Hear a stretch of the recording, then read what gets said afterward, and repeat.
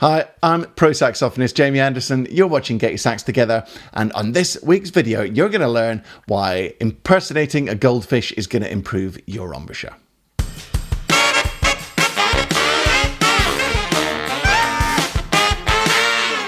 So for the next few weeks, I'm going to be focusing on the most important thing there is to know about saxophone, and that is your sound. So I've got a question for you guys, and I'd like you to post it down in the comments. If you could sit one-to-one with me and have a coffee, what would you ask me about sound production? What are your biggest challenges? What are your frustrations? What would you like to pick my mind about if you had the chance? Just pop the question that you'd ask me in the comments. I'd really love to know. Now, if you haven't already, make sure you check out my Saxophone Success Masterclass using the link that you can see there displayed below. It's a 1-hour free workshop packed full of loads of awesome stuff to help you become a better sax player. Right, without further ado, let's get into today's lesson. If there's one thing that really separates pros from hobby and enthusiast sax players, it's probably tone. Now today I'm going to give you one tip on your embouchure which could really change the game for you. Now what I want you to do in simple terms is, instead of having a straight line for your embouchure, you need to think more like a circle. You need to push the insides of your mouth forward and in. You need to make yourself look like a goldfish with that round, pouty face. You know, sometimes you see girls do the famous trout pout selfie pose with your lips. That's what you want to do for your saxophone embouchure. So the sides of your lips are going to go in and forward, and you're going to make that circular shape, which is going to plump up and push forward your bottom lip. So this, my embouchure, take it away, is this kind of shape. Really, really important. Here's a quick demo of that.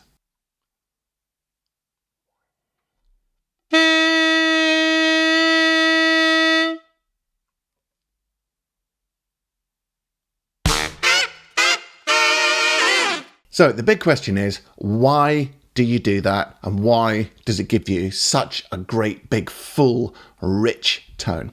So first of all, put your hand just under your neck and curl your bottom lip over your bottom teeth like this. Now when you do that, you can feel these muscles in your neck straining. Now the last thing we want to do is create any strain in our neck when we're playing saxophone. Now if you do the opposite and you push your lips forward like the goldfish, you can feel that it does absolutely nothing to these muscles around your neck. There's no constriction.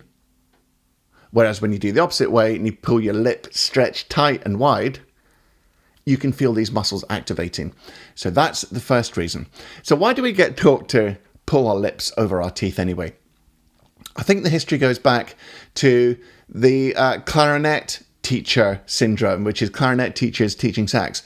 Now, the aesthetic of a clarinet sound is to pull that lip over, and you want to try and squeeze out all the extra frequencies. You want to eliminate those extra frequencies. So when you play clarinet, you get a real centered core sound without too much fuzz and fluff and extra harmonics around it, just like a column of concrete. That's how you want your clarinet sound to be. So many clarinet players then go on to become sax players or teach saxophone, so they teach it the same way. But the aesthetic of saxophone is the opposite. You don't want that pure sound. You want all the extra harmonics in the sound, that richness, that brightness, those high harmonics, which are going to give your sound so much richness and depth. That's what you want in saxophone. And to achieve that, you have to stop squeezing and biting up on the reed like a clarinetist. So when we do this goldfish pose, automatically it makes your bottom lip plump and your bottom lip goes forward. Now that brings us on to the second point. When you roll that bottom lip forward by pulling the sides of your mouth in and forward, you're exposing more reed inside your mouth. Because when your lip curls over your teeth, so much of the reed is covered by your lip inside your mouth, and the reed is dampened, and all those extra harmonics that are created as the reed buzzes are going to disappear in your sound. So when you roll that lip out, you have more reed inside your mouth, which is undampened. that is going to make your sound so much richer. And the final reason we go for this very relaxed, loose, open embouchure with the lip turned out is because we want that reed to travel the maximum distance up to the tip opening of your mouthpiece and down again.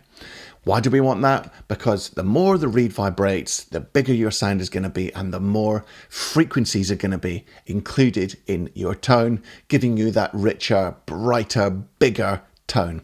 So once you curl your lip over, and inevitably when people curl their lip over, they have to push up on the reed more. They have to put more pressure on the bottom of the reed. When you do that, it's going to squeeze that reed closer to the tip opening, and suddenly you've got half the tip opening you started with.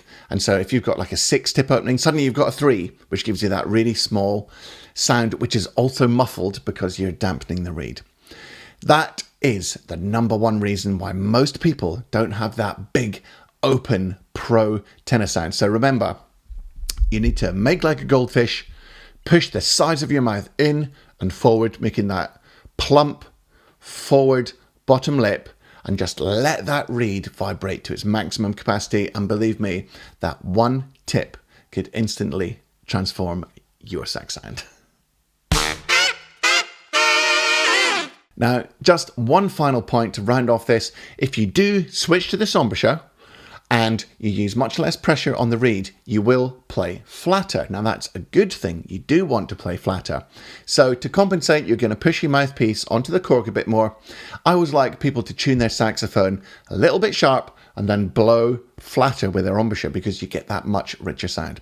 If you have to be trying to play sharper by pushing up on the reed, you're going to instantly get loads of problems with your sound. You're going to get that thin, constricted sound again.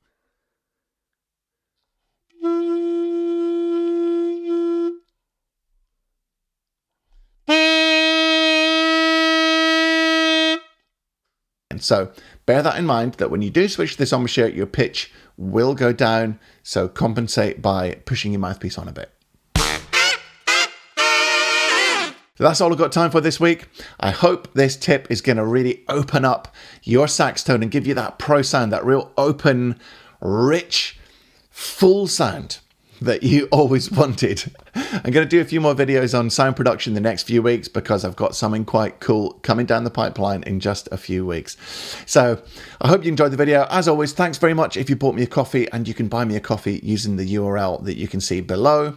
As I mentioned before, go and grab your free 1-hour saxophone success masterclass using the link that you can see there. And until next week, practice hard, practice smart, and enjoy your music. See you later.